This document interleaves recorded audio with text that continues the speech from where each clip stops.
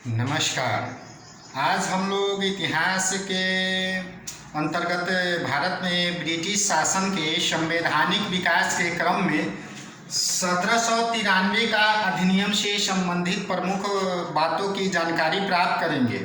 जब भारत में ब्रिटिश शासन का संवैधानिक विकास का क्रम जारी था, उसी क्रम में 1793 ईस्वी का एक अधिनियम भी आता है। तो इस अधिनियम के अंतर्गत ब्रिटिश शासन ने क्या महत्वपूर्ण बदलाव किया?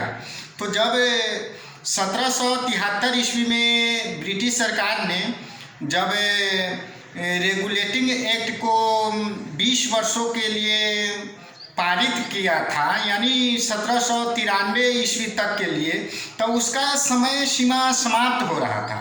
इसी को ध्यान में रखते हुए ब्रिटिश संसद ने पुनः जो है से एक बार फिर 1793 ईस्वी के एक्ट को मंजूरी दिया और इस एक्ट के अंतर्गत उसने प्रमुख प्रावधान को मंजूरी दिया और उसे लागू करने के लिए जो है से अपना एक्ट को, जो 1793 का एक्ट था, उसे मंजूरी प्रदान किया, जिसके अंतर्गत क्या हुआ कि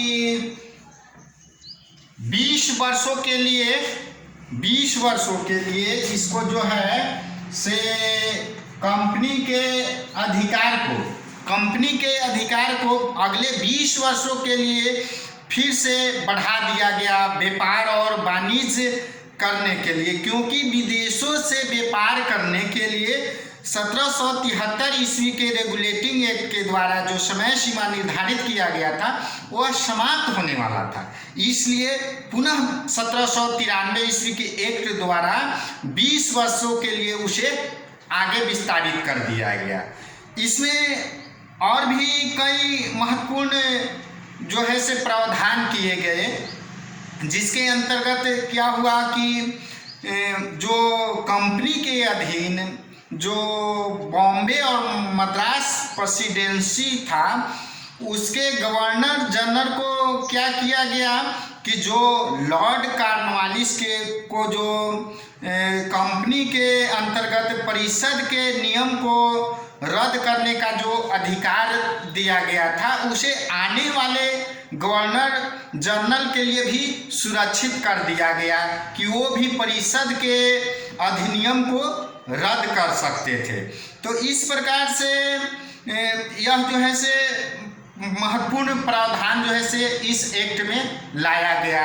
जो 1793 का जो अधिनियम था उसमें यह प्रावधान लाया गया।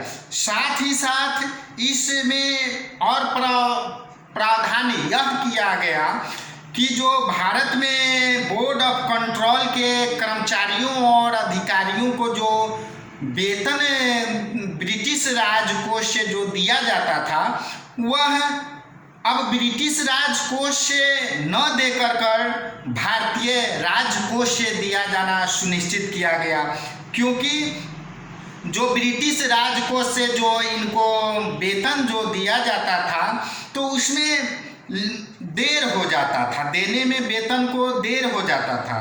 तो देर हो जाने के कारण क्या होता था कि जो भारत में कार्यरत अधिकारी जो भी ब्रिटिश कंपनी के अंतर्गत थे, पदाधिकारी और कर्मचारी, वे भ्रष्टाचार में लिप्त हो जाते थे।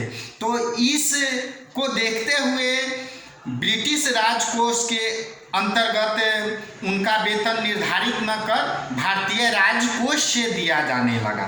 तो ये जो है से इसमें प्रावधान किया गया। साथ ही साथ इस एक्ट में क्या किया गया कि जो कमांडर इन चीफ थे, जो कंपनी के अधीन गवर्नर जनरल के, तो उनकी अनिवार्यता जो है से समाप्त कर दिया गया। उनकी अनिवार्यता जो है से समाप्त कर दिया गया।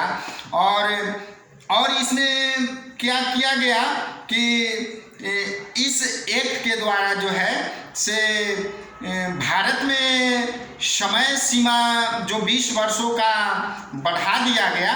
तो उसके अंतर्गत जो है से जो प्रेसिडेंसी और जो प्रांत था, तो जो प्रांत के अंतर्गत आने वाले जो गवर्नर जनरल थे, तो उनको भी जो है से क्या किया गया कि जो 1786 का एक्ट में जो शक्ति प्रदान किया गया था गवर्नर जनरल को, वह जो है से इन प्रांतों के गवर्नर जनरल को भी दे दिया गया। तो इस प्रकार से ये महत्वपूर्ण बातें जो थी इस एक्ट में जो है से लागू किया गया।